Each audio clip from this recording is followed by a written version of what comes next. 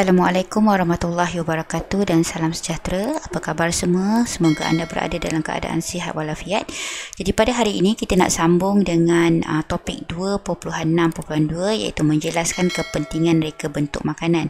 Jadi bolehlah anda bersedia dengan buku teks seperti biasa kerana saya akan menerangkan berkaitan topik ini melalui buku teks anda di muka surat 148.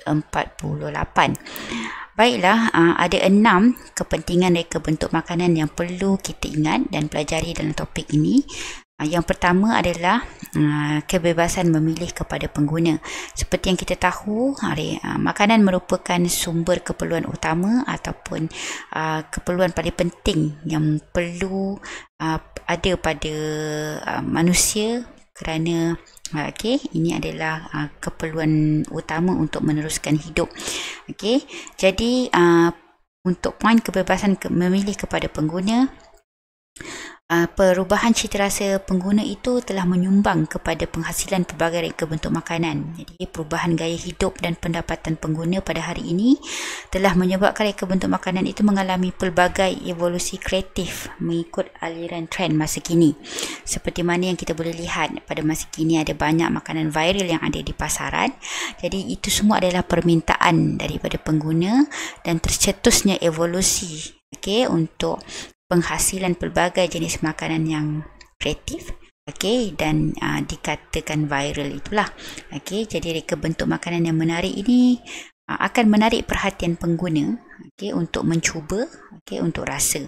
Jadi terpulang kepada citarasa pengguna tersebut, sekiranya sedap dia akan jadi viral dan dia akan dipromosikan, mass to mass promotion, so akan jadi buah mulut orang lah, dan sekiranya tidak sedap juga akan menjadi buah mulut juga. Jadi pengusaha makanan perlu bijak mengatur makanan ini supaya dapat memberikan pulangan yang baik kepada perusahaan mereka. Yang kedua, menzahirkan nilai estetika. Nilai estetika yang dimaksudkan ini adalah nilai tambah kepada sesuatu produk dan berpotensi tinggi untuk dipasarkan. Nilai tambah menjadikan sesuatu produk itu berpotensi dan berkualiti tinggi. Jadi dalam poin A itu tadi, apa yang dikatakan makanan viral itu sebenarnya pada makanan viral itu sendiri ada nilai tambah. Dan contoh lain adalah seperti pulut kuning yang ada di gambar foto 2.6.3 ini. Asalnya pulut kuning ni tiada inovasi, maksudnya biasa je, tapi apa yang kita boleh lihat pada masa kini, inovasi pulut kuning itu telah dipelbagaikan, telah dijadikan ganti kepada kek dan dihias dan ditata riaskan menjadi cantik, mempunyai pelbagai bentuk dan sebagainya. Begitu juga dengan contoh roti jala yang saya pernah ceritakan dalam kelas yang lalu. Dulu kebiasaannya berwarna kuning saja, tapi pada hari ini kita dapat lihat roti jala pelangi yang dijadikan pelbagai warna untuk memberikan nilai tambah kepada produk makanan itu. C adalah melindungi etika sosial. Jadi nilai inovatif dan kreatif dalam sesuatu reka bentuk makanan perlu kita terapkan untuk menghasilkan reka bentuk makanan yang menarik. Jadi di Malaysia ini ada pelbagai jenis kaum dan etnik serta budaya. Jadi etika sosial perlu dititik beratkan supaya tidak menyentuh sensitiviti kaum dan agama.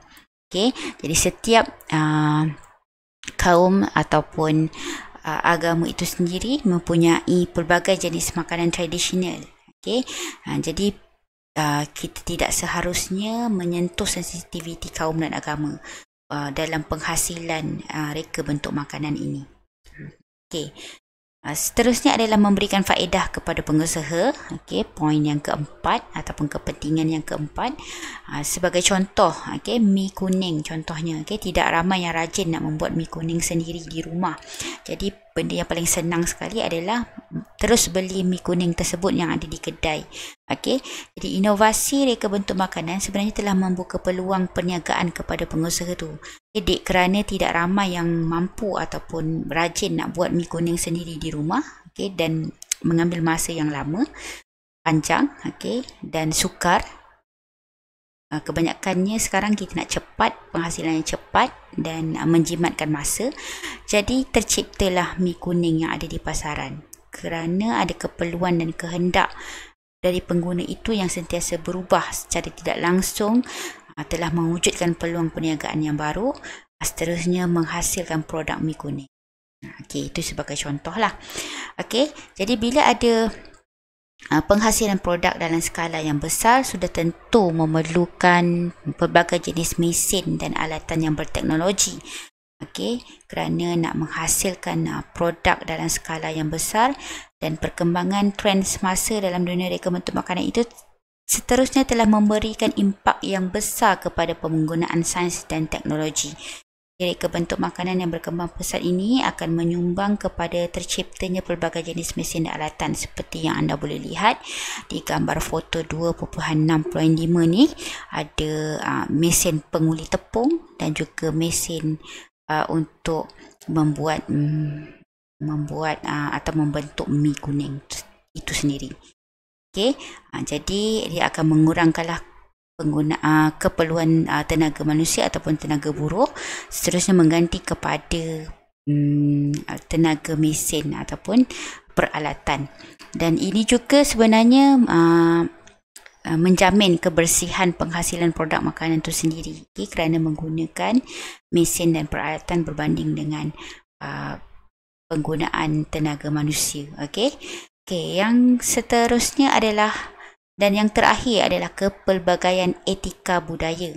Jadi seperti yang saya maklumkan dalam bahagian C itu tadi, okey, ada pelbagai pelbagai kaum dan budaya di negara kita yang mana menyumbang kepada sumber idea untuk menghasilkan reka bentuk makanan yang menarik.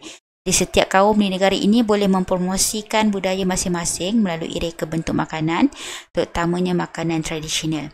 Namun begitu, kita perlu ingat penghasilan makanan ini perlulah mengikut etika sosial. Okey, jadi tidak menyentuh sensitiviti kaum dan agama yang ada di negara kita. Jadi itu saja yang kita bincangkan pada hari ini. Okey, saya harap untuk tajuk kepentingan reka bentuk makanan ini anda boleh hasilkan peta iting untuk 6 kepentingan reka bentuk makanan yang telah kita pelajari pada hari ini. Jadi itu saja untuk sesi PDPR pada hari ini. Kita berjumpa pada masa akan datang dengan topik yang baru. Sekian, terima kasih. Assalamualaikum dan salam sejahtera.